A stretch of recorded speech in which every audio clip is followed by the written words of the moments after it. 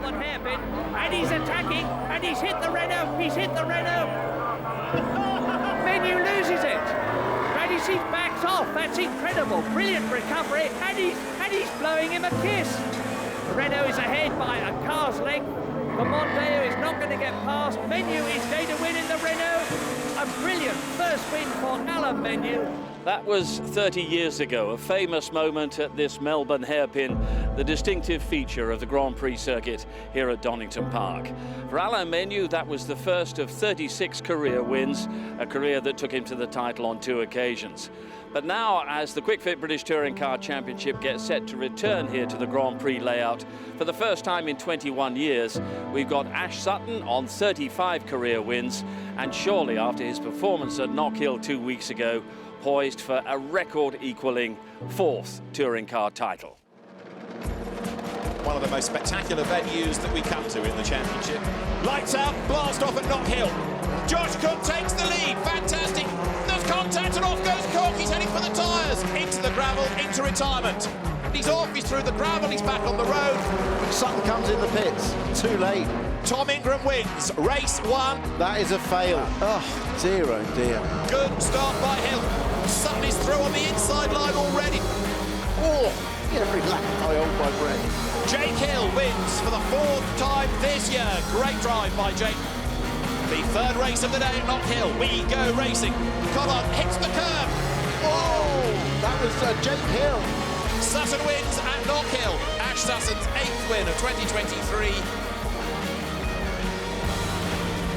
With his 8th win of the season, it seemed at Knockhill that Ash Sutton finally broke the resistance of Tom Ingram, who was denied a dramatic Race 1 victory by a ride height infringement. It all means that Sutton has opened up a 37-point lead, the biggest championship lead he has ever had in his career, and Tom Ingram remains his main challenger. Jake Hill lost ground at Knockhill as well, and he finds himself 50 points adrift. Dan Camish is out for this weekend after a big crash yesterday. More of that in a moment. And today is make or break for any title ambitions that Colin Turkington may have. Cook, Rowbottom and Collard are all battling for the minor places. It's all to play for in the manufacturers' competition, where BMW lead Ford by just 11 points. But Ash Sutton's Napa Racing have a big lead over Accelerate and Tom Ingram in the teams championship. Josh Cook may be on the fringe of the main championship battle, but he's got a very healthy lead over Aidan Moffat in the contest for the independent drivers' title. And his One Motorsport team have a 39-point lead over Power Max Racing in the independent teams.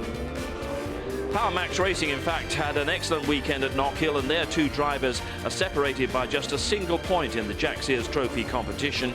And we'll be talking to Mikey Doble and Andrew Watson as part of our Donington build-up in just a few minutes' time. So, just 3 meetings and 9 races to go in the 2023 season as we pay our 2nd visit to Donington Park here on the edge of East Midland Airport. But this time on the Grand Prix circuit, where the addition of the Melbourne Loop and Hairpin extends the layout to just under 2.5 miles. A circuit that, of course, was the scene of that legendary Formula One victory by Ayrton Senna in 1993. Welcome back to the Donington Park Grand Prix circuit for the Kwik British Touring Car Championship. It is a wet road, it's round 22, it is go. Bit of wheel spin from Ash Sutton, much better getaway by Tom Ingram, who levels with and goes ahead off the Ford on the way down towards Redgate.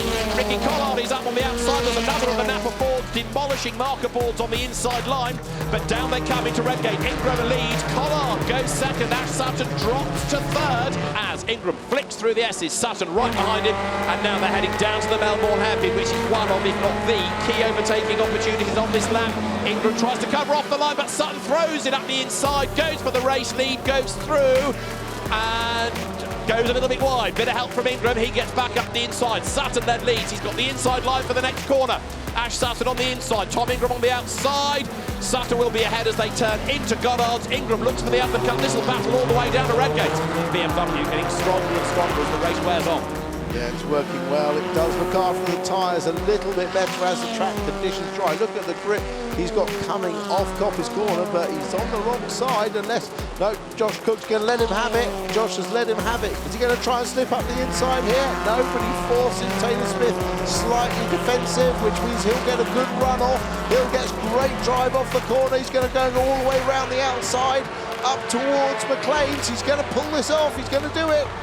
Round the outside at Schwantz, he's got the job done before McLean's. Jake Hill goes through, good pass, puts him up into 5th place. Great drive this.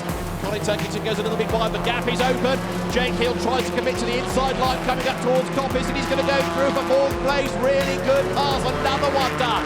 Jake Hill goes 4th, fantastic. Can he defend as stoically from Jake Hill? Here comes the move, Hill up the inside. This is what he did to Turkington. Collard tries to defend, but Jake's got the line, Jake's got the place. Hill goes 3rd, and he's taken 7/10 out. Well, I'm going to revise my estimate. He's on the back of him now. I thought he'd catch him at this point on the next lap. One more corner to go. It's now or never for Jake Hill. Ingram defends the inside line.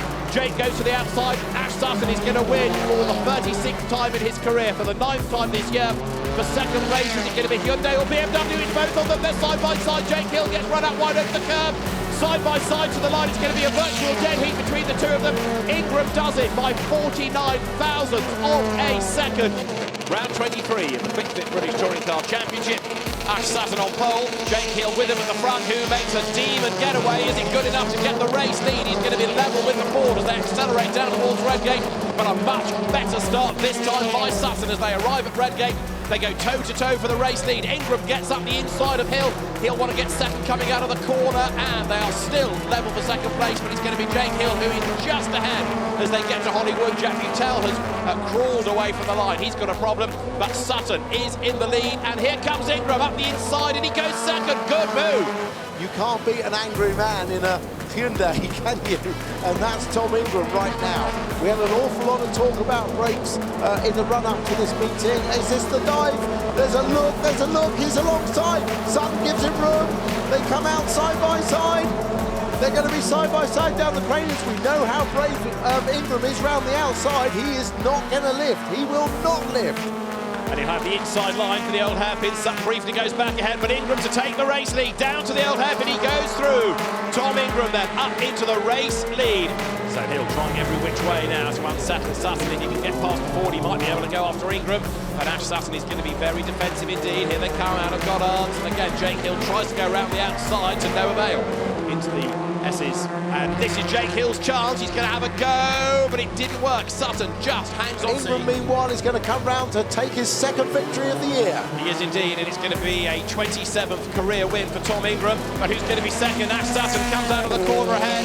So Sutton is second, Hill is third, 4th is Colin Turkington. Right, last race of the day. Get set for round 24. Lights out, blast off. Good getaway by Lloyd. Good getaway also by Adam Morgan. And he's going to get himself up and alongside Aaron Taylor-Smith on the outside line as they come into Redgate for the first time. Lloyd leads Chiltern, and then third is just about everybody. In front of Sutton, and up comes Ingram on the inside. A bold move which came off beautifully. Wow, this is a really inspired Ingram. That is Sutton going toe-to-toe with Ingram. Ash to the inside at Schwantz, Tom on the inside at McLean's. Look back then from Turkington's car. There they are, the championship rivals absolutely side by side. And Ingram is not for giving way. Runs Sutton up the curb, Ash on the outside line for Coppice. Tom on the inside, takes the place. Yeah, still in front. Now Aaron Taylor-Smith up into second spot, but for how much longer? Because round the outside goes Butcher. Incredibly brave, moving its work. Rory Butcher goes second. There, Taylor-Smith has a rather cheeky thought about getting up the inside of Butcher. Doesn't work for him. But the Vauxhall has still got pace, and Lloyd's got a problem. Dan Lloyd on the last lap has got a big problem. He's off the road, and Butcher takes over the lead. Has something broken on Dan Lloyd's car because it suddenly snapped away. And within about 4 corners of the flag, Dan Lloyd is off the road, and Rory Butcher is set for a win. The rear suspension broke. Unbelievable. On the final lap of the race, where he'd driven so beautifully. My heart goes out to Dan Lloyd. For Rory Butcher, for the Speedworks Motorsport team, the Toyota Corolla at Toyota's home circuit in the UK, near its Derby base, he's going to win. Rory Butcher out of the last corner. He inherits the win. He's in front when it matters. Checker flag at the ready, and Rory Butcher wins to a delighted team. It's a 1-4 as well, because with Taylor-Smith second and Morgan third, but poor old Dan Lloyd, because he rather deserved that win. He certainly did deserve it. He'd driven absolutely beautifully. Always used to be October at Brands Hatch when we crowned the champion. It looks more and more likely it's going to be Silverstone in September. Make sure you're with us in 4 weeks' time. Bye-bye.